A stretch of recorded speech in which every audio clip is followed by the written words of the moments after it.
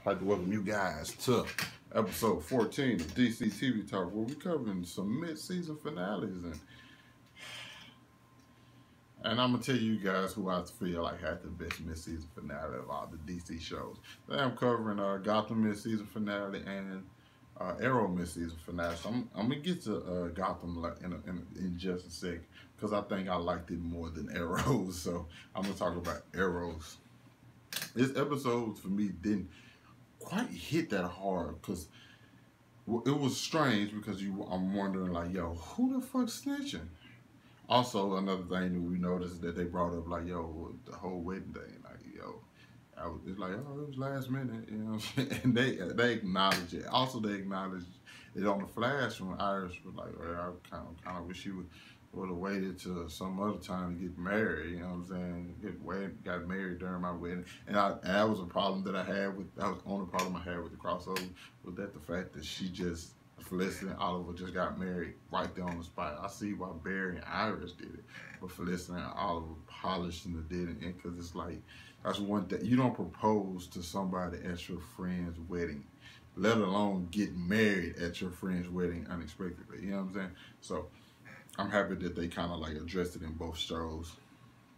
But overall, the biggest thing that was going on was that somebody's telling and he's gonna testify that Oliver is the Green Arrow. And I'm like, somebody in the crew? I'm like, nah, ain't nobody in the crew gonna do that. And at first I'm thinking, like, maybe it was Thea. You know, I said, nah, it ain't gonna be Thea, because she just got out the hospital. You know what I'm saying? And I doubt they already bringing that shit to her, even though people on the FBI lady really don't give a fuck. She's so annoying. I'm happy she wasn't in this episode, actually. But I started thinking, I'm like, I think it's gonna be my nigga Diggs. So I think it's gonna be my nigga Diggs. Then they started talking to Diggs, and he just kept having that look on his face, like, yeah, brother, man, I'm about to tell on you. But then I thought, like, what reason would Diggs have to tell on her? Then we go to Curtis, and they give you the little hints about him not wanting to be a part of Team Arrow no more. You know, and you have that when he's like, yo, everybody, Felicity and Oliver have that happy ending. Like, what about, you know what I'm saying, us? So they try to hint that, and then they try to also hint the stuff with Diana and them confronting her. But when you really think about it, Wild Dog had the most to lose, because you bring his daughter into this. Like, yo, I'll make it to where you never see your. I know you're Wild Dog, and I'll make it to where you never see your daughter again. This is a guy who truly, really loves and wants to be with his daughter, and felt like he had a second chance to make amends. And the fact that he's been without her for so long, he really wants to be with her daughter. So for me, him taking that was kind of like, I understand. And I feel like Oliver would have understood, because it's like, he keeps a lot of stuff from the team, and times where it's like, yo, either your son or the team. He would take his son.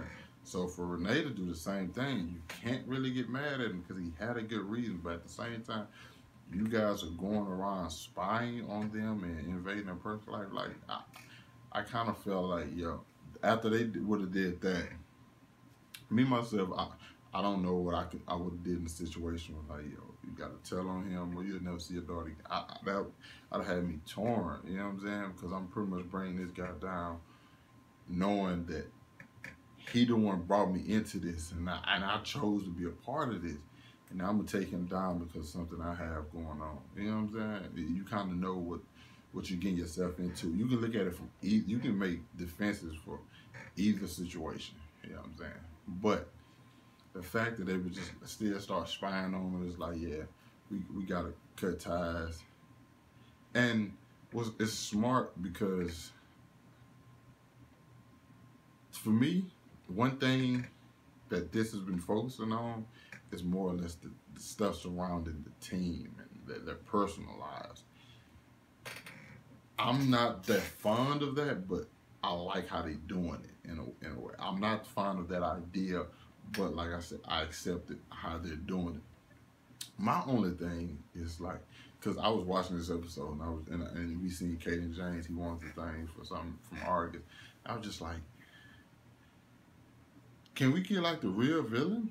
Because I'm and honestly, his the villain. He's so man. It's like, do I really feel threatened by him? And then, of course, at the end, you get the reveal that like 6 people all working together to take him down. But at the same time, I was still like, eh, I- do I? If let's be honest, if they just line those characters up, could you name them all off like off the top of your head? I know Kate James and Laurel, and that's probably about it. I know Kate James' name because they said it so many times in the episode, and the vigilante, but I think they said his real name during this, but I don't remember it either. To me, this episode felt like something I've seen before. The team breaking up because it's like they don't trust each other. I feel like I've seen that episode before, and I know they've done it before. I'm not tripping. Y'all can tell me down when it was, but I'm pretty sure they've done it before. So it just for me. But the spy cam in the what's the name? That was good. What would be even better is the fact if they're. What would be even better if Team Arrow knows that they're being spied on, and and this was all a plan from them. That would be fantastic because you turn the bad guys on their heels. You take all bad guys. What would be really good? You take all those guys down next episode, but see the person above them who's really been orchestrate everything from the jump. That would be excellent. Please let that be what happened. Because all those villains, even all those villains together don't make up a Chase. Chase was a cold, calculated motherfucker, and he had them hands, and everything he did was really planned out. So I kind of hope they go that way. But overall, cool mid-season finale. Now let's get over here to Gotham, where so much shit went down, and I was calling certain stuff, and I wasn't like certain stuff. You know what I'm saying, didn't see coming. One of the things I kind of called was the fact that Sophia still ended up getting what she wanted. But before that, Penguin a bitch because he called this girl daddy. This nigga tattletale, bro. Like what, nigga? You in a underground street war, and you call this girl daddy and tell like, hey, yeah, you know your daughter fucking Jim Gordon. Like, bro, come on, Penguin. That's some whole shit, bro. You supposed to keep it in the streets, man. Keep it in. You lose some cool points, Penguin. All right, for real. You lose cool points for that, bro. Also, that's a savage was the fact that this girl got her own daddy killed. Say what you want to say. You got to be cold as fuck to get your own daddy killed, just so you can take over the streets. And she had a plan. This bitch had a plan. Get people to think Penguin killed Falcon, her daddy. Zaz turn on him. He started working for her. Zaz snitched on Penguin saying he killed the boy because Penguin doesn't know where the boy is because he had his ass to take him off somewhere and not tell Penguin where he took him to. So, like, it used Jim Gordon to use the police force to take down Penguin. Like, she executed her shit very well. I will give her that, and she's still fine. And then she used Jim Gordon at the end when she killed the pig and had Jim like dog. She did her fucking thing. Say what you want to say about this shit, but she did her fucking thing. I'm gonna get to the best part of this at the very end too. It just really hit me. I almost forgot it, and I know nope, it's not Jerome. It's something else. Yeah, she did her thing. Also, what was it? What was that? Tabby. Oh my God, Tabby is so fucking fine, bro. Shit. I'd be Butch Ford. Fuck, man. She over there beating the hell out of Grundy trying to get him his mind back. The realer still ain't shoot back. We didn't see Lee this episode. Barbara was mad. It was a little slur in there. Barbara was mad that Jim was fucking Sophia.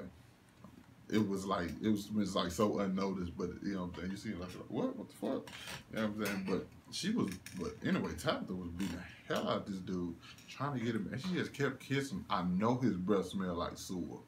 I know his breath smelled like sewer water. You can't tell me it do not smell like sewer water, muck, and a frog. I know that's what his shit smell like, bro. And she still kissing him, bro. She a hunter.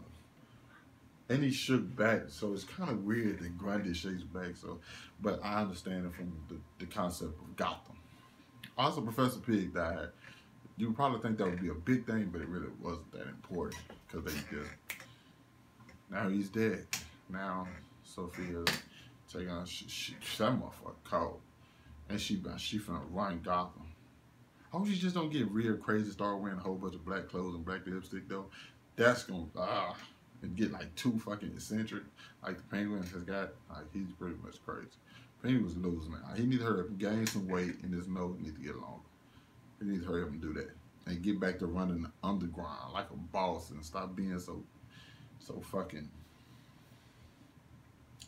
goofy, I guess I would say. Also, he's in Arkham next to Jerome, who I was certain he was dead, but as this show has showed me numerous times, nobody dies in this show. Nobody.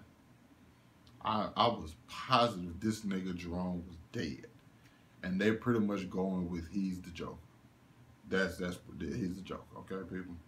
We usually one of the best things about the Joker is you never really know who he was. They gave him like an origin, even though I think Jerome and he plays a terrific fucking Joker. Okay, plays a terrific to the T. You know what I'm saying? And he's one of the best on-screen Jokers. I have to give him that. Okay, it's just the whole, because he's still Jerome, and I don't know. I just like them. I'm a huge Joker fan. One of my favorite. He's probably my second favorite comic book character behind Batman. And some days it's just like this, but for him, the whole thing is like that mystery. The fact that you know they call him Jerome, not the Joker. It's kind of bothersome. But either way, I still think he does a phenomenal job. He's probably gonna link up with Penguin, and Ed's probably gonna go back to being a Riddler pretty soon. But the thing, like I said, is probably the best. Also, Falcon's probably not dead.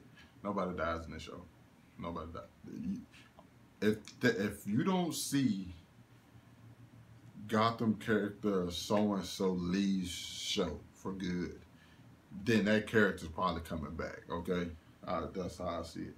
But the best part was Bruce Wayne.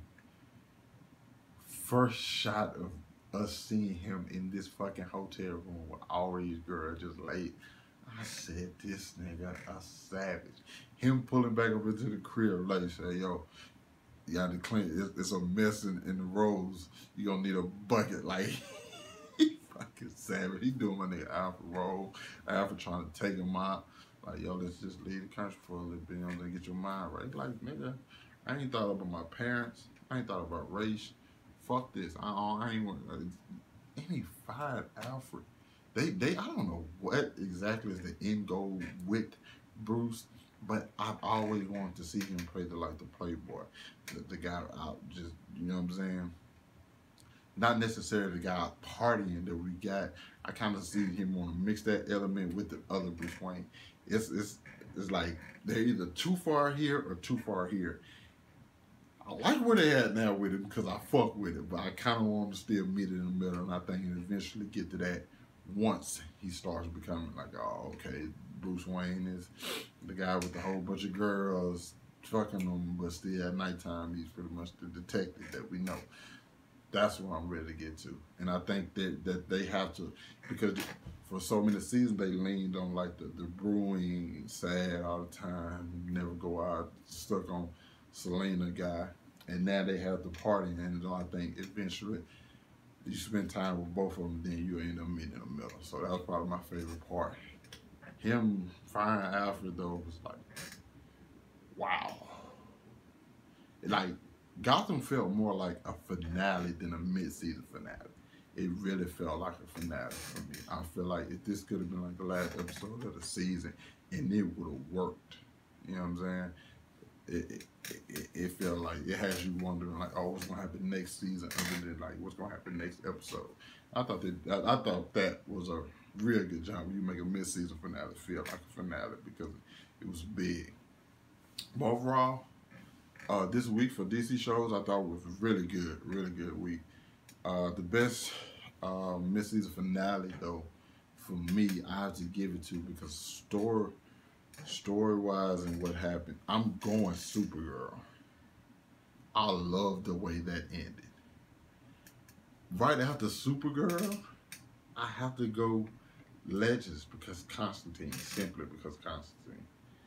But then right after that, I have to go Flash, and then I'll probably go Gotham and then Arrow. I just don't feel like Arrow had the biggest impact. And then I don't know, Gotham and Flash is also kind of a toss-up. Yeah, Gotham and Flash is probably a toss-up. But I do think Supergirl had the best mid-season finale. The introduction of Reign and how they showcase, and then Legends, Reign and John Constantine and Jax leaving is I loved it. Okay, I loved it. Anyway, thank you guys for watching. I appreciate you guys for checking out my videos. I really do. Hit that like button, subscribe to my channel for more DC TV talk. I don't know if any of these shows are coming on next week. If not, I will just do a discussion on like DC in general. So maybe the DCEU or something, just maybe what movies we want to see. So if you guys give me some ideas in the comments, if these shows don't come in, just let me know. Thanks for watching.